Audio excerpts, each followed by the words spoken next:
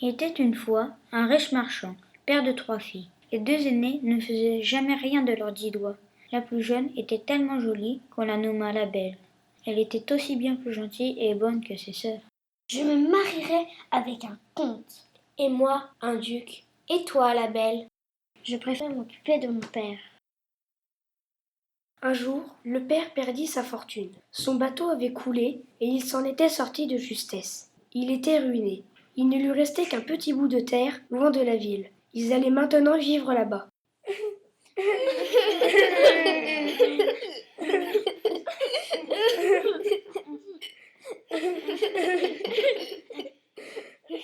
Regarde la Belle, la méchante, elle ne pleure même pas. Elle n'a pas assez de cœur. À quoi ça me servirait de pleurer? J'irai à la campagne aider notre père. Au bout de 5 ou 6 mois, le marchand reçut une lettre. Il devait se rendre en ville et avait bon espoir que ses affaires s'arrangent. Apportez-nous des robes. On aurait honte de retourner en ville mal habillé. Et toi, Belle, tu ne demandes rien? Père, je voudrais une rose. Une rose? Mais les affaires du marchand ne se sont pas arrangées. Sur la route du retour, il fut surpris par une tempête de neige en traversant un bois. Il avait tellement froid.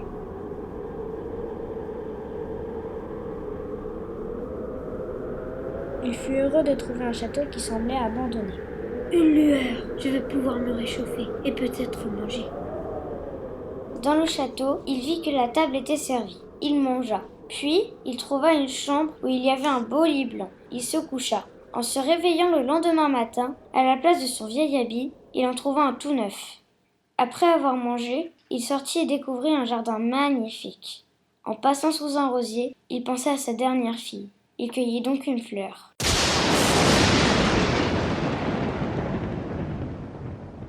Pourquoi as-tu pris ma rose? Après tout ce que j'ai fait pour toi, tu me voles. Je pensais qu'il n'y avait pas de mal à en prendre une. Il y en a tellement. Tu vas mourir. Si tu as une prière à faire, fais-la tout de suite. Je vais te laisser retourner chez toi pour 1 mois. Si une de tes filles veut venir à ta place, tu me l'enverras. Mais si tu n'es pas ici dans 1 mois, je te retrouverai. Merci, monseigneur. On ne remercie pas les bêtes. Prends ton cheval et va-t'en avant que je ne te tue.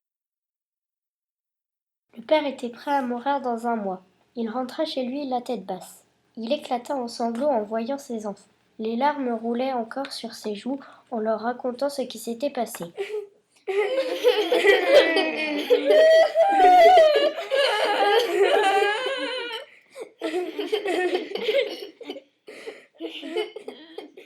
Regarde la Belle, la méchante, elle ne pleure même pas, elle n'a pas assez de cœur. Pourquoi pleurer? Si une de ses filles accepte d'aller mourir à sa place, il ne mourra pas. Eh bien, moi je vais y aller. Pendant 2 jours et 2 nuits, le père essaya de l'en dissuader, mais rien n'y fit. Elle irait à sa place.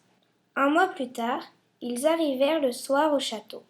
Il était allumé comme la première fois. La bête les laissa passer une dernière soirée ensemble. Ma fille, laisse-moi mourir.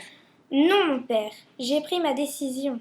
Profitons plutôt de cette dernière soirée. Après avoir dîné, la Belle et son père dansèrent ensemble.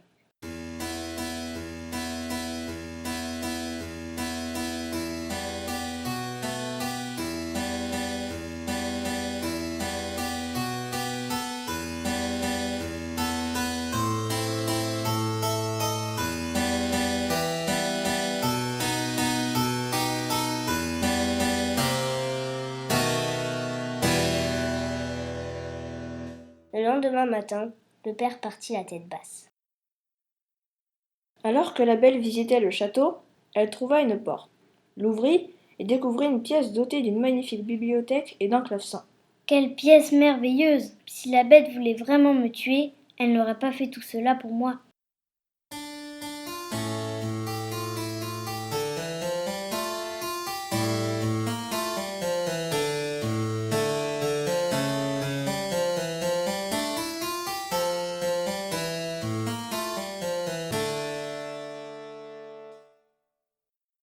Dans sa chambre, elle découvrit un immense miroir, où elle vit son père rentrer chez lui en pleurant.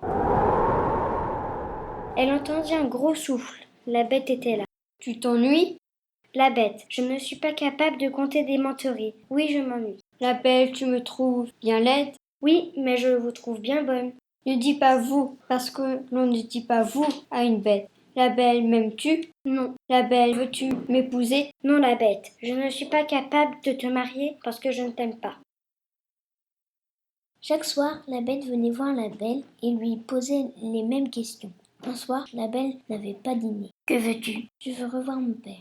La Belle, veux-tu m'épouser? La Bête, j'aimerais beaucoup revoir mon père. Si tu me laisses aller le voir, je reviendrai te marier. D'accord, la Belle, mais reviens dans 10 jours, sinon tu seras la cause de ma mort.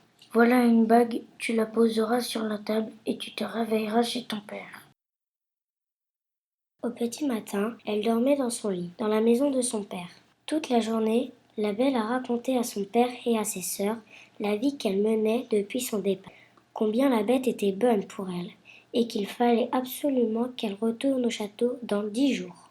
Faisons croire que ça nous rend triste de la voir partir. Essayons de la garder plus longtemps, et sa bête mourra. Le 10e jour, les sœurs l'ont tellement supplié qu'elle a accepté de rester encore 3 jours. Et le lendemain, son miroir lui a montré la bête en train de mourir. Triste d'avoir laissé la bête à son chagrin, elle prit la bague et rentra au château. Elle trouva la bête mourante sur le sol. « Il est trop tard.